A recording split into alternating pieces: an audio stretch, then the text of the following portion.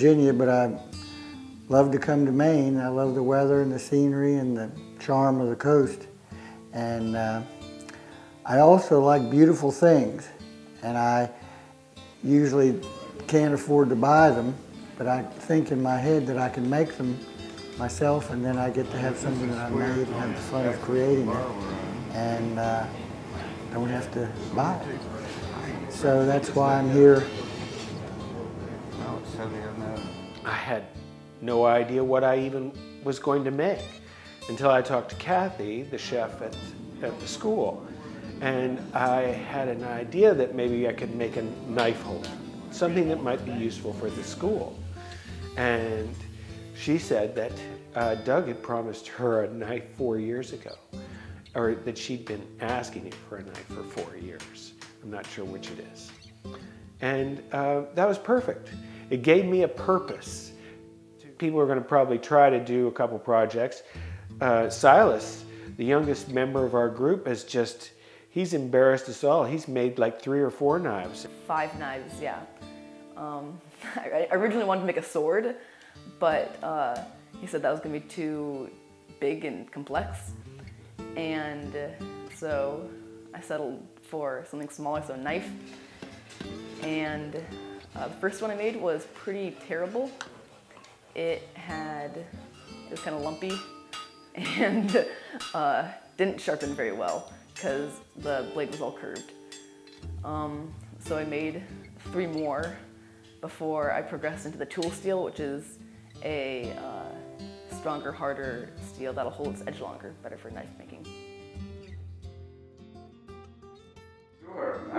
I'm Doug Wilson, and I'm a blacksmith, and I live and work on Little Deer Isle in Maine, on the coast of Maine. I came here in 1981 to be a teaching assistant with one of my mentors named Frank Turley from Santa Fe, New Mexico. And the occasion was that the Haystack Mountain School of Crafts had just opened their blacksmithing studio and added it to their collection of various crafts disciplines they taught. And I had no idea I'd move here, but I loved the place, and I went home and began packing up and was back here 3 months later, bagging baggage, and I've stayed ever since. In this particular class, except for one individual of 7, they're all beginners pretty much, and didn't really have any idea whatsoever what might be possible. And they were intimidated and a little bit uneasy at first because the shop was full of tools and wonderful examples of things, and they had no idea what those tools did and how you made the things they saw that are in my collection of projects that are in the works and prototypes and samples from other jobs I've done over many years.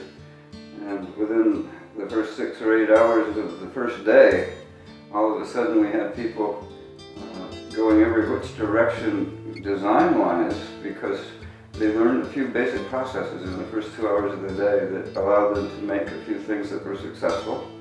And they said, well, I wonder, could I make that out of the box? And I'd say, yeah, you bet. I'd help them figure it out on paper. And we'd sometimes make clay models to experiment, say, do you like it this way better than that way? And so here we are now, midway through the class, and nobody is going the same direction in terms of the product they make. And they're coming up with wonderful things. And they're having great success with doing that too.